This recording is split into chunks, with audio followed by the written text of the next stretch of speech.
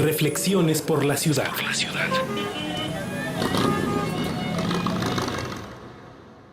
La gobernanza.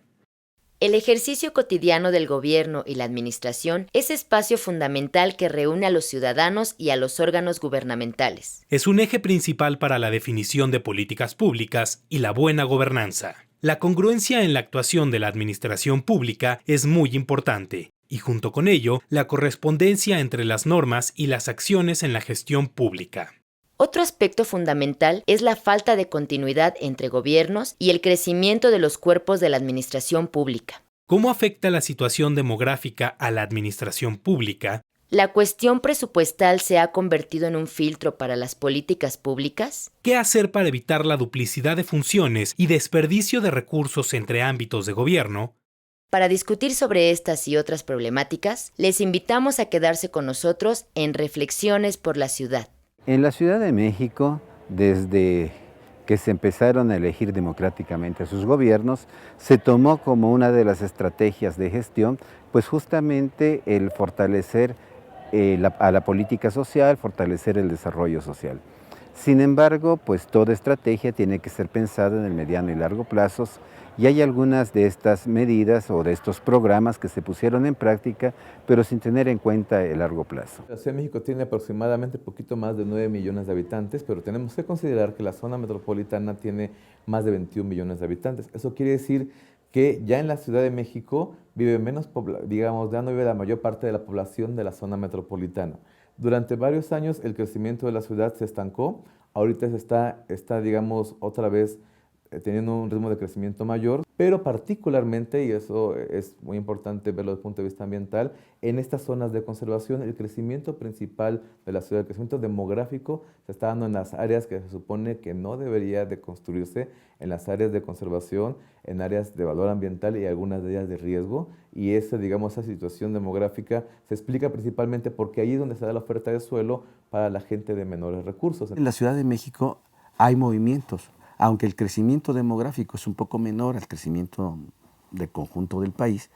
Lo que ocurre en la metrópoli es que están ocurriendo cambios importantes que también son procurados por los planificadores. A veces las políticas han sido precisamente densificar ciertas zonas, mantenerlas más estables otras. Tenemos una multiplicidad de planes y programas. Por planes y programas, por instrumentos de planeación, no tenemos problema, tenemos a todos niveles en diferentes temas.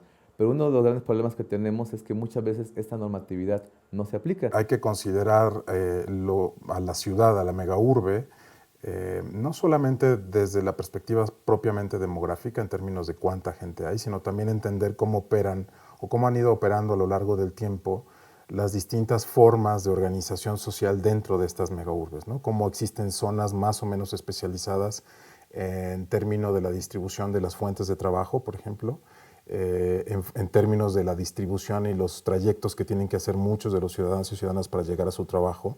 La división del trabajo también es muy importante y, por supuesto, las condiciones laborales, ¿no? O sea, en ese sentido, la ciudad evidentemente necesita una perspectiva que pueda garantizar el mejor nivel de vida económico, social, político, cultural para todos sus ciudadanos. Y eso solamente se puede lograr con políticas económicas justas, que atiendan estos crecientes niveles de desigualdad. Política pública, pues es, para decirlo lo más sencillo posible, son las decisiones que se toman sobre qué hacer y qué no hacer en relación con las demandas de los ciudadanos. Y esto, a final de cuentas, se traduce en dinero. Entonces, los presupuestos son el gran instrumento como se expresa la política pública. Podemos encontrar en algún discurso político, en alguna programa partidario, muchos puntos de vista sobre las necesidades de los ciudadanos, pero todo eso queda plasmado siempre en una hoja de presupuesto. Ahí es donde está claramente la política pública.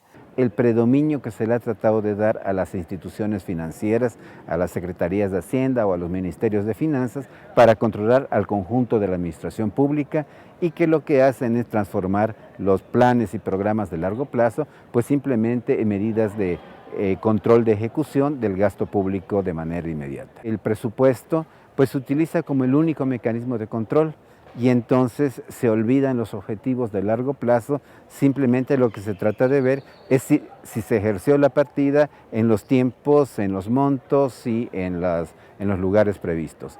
Pero lo que se pierde de vista es para qué se quiere hacer ese gasto, de tal manera que resulta totalmente necesario pues devolverle el lado creativo a la gestión pública, y esto pasa por disminuir el excesivo control de las finanzas. La mayoría de los recursos que la ciudad recibe son recursos federales y hay ciertas contribuciones fiscales que la ciudad no está cobrando de manera suficiente. En la medida que no cobramos impuestos, tenemos la situación que tenemos, no tenemos suficiente infraestructura, nuestras vialidades no funcionan, no tenemos inversión para transporte público, no tenemos inversión para espacios públicos suficientes. La participación no se va a dar haciendo que todos los ciudadanos concurran a las asambleas, tomen la palabra, discutan y ejerzan una presión o enuncien iniciativas.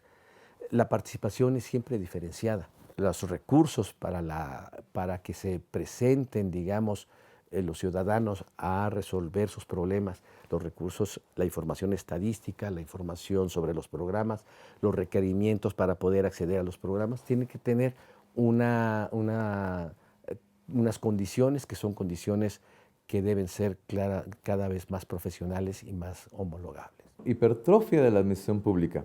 Se refiere, bueno, a que ya tenemos un problema, digamos, de salud de la administración pública, el cual yo creo que tiene que ver mucho con, si hablamos de términos médicos, yo creo que la hipertrofia tiene que ver sobre todo con que tenemos un modelo muy anquilosado. Hablamos no solamente de recursos económicos, hablamos de recursos materiales, de recursos humanos. Si muchas entidades de gobierno no cuentan con los recursos suficientes para llevar a cabo sus labores, si tenemos todo ese panorama, pues podemos hablar de una hipertrofia de la administración pública, a pesar de que maneja muchísimos recursos. Entonces, pues sí creo yo que es importante una mayor coordinación entre los sectores, objetivos más claros de la administración, y también yo creo que el tema también de una mejor recaudación, de mayores recursos, pero también de digamos, una mejor idea de qué se va a hacer con estos recursos. No solamente hay que pensar en términos de los recursos finitos, la energía, el agua, el espacio en sí mismo, sino también la energía vital de todos sus ciudadanos. Es decir, sí es necesario reforzar, mantener y tener como perspectiva, como una perspectiva de horizonte, el bienestar de todos los ciudadanos y ciudadanas en términos de los servicios de salud, en términos de los servicios, por supuesto, de empleo, educación. Con políticas educativas, con políticas de inversión, con políticas de fomento económico. Tenemos que encontrar un espacio en el que todas estas actividades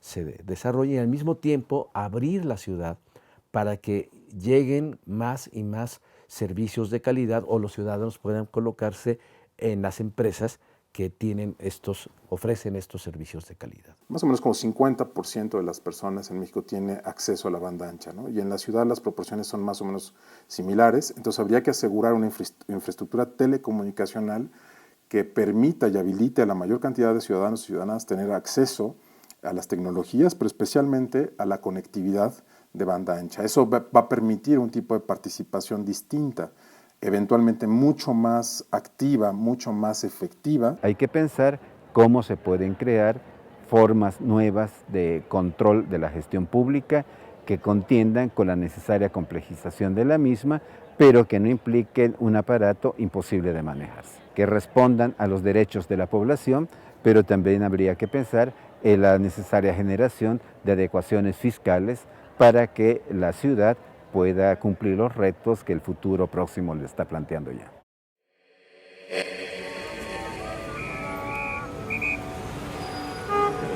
Reflexiones por la ciudad.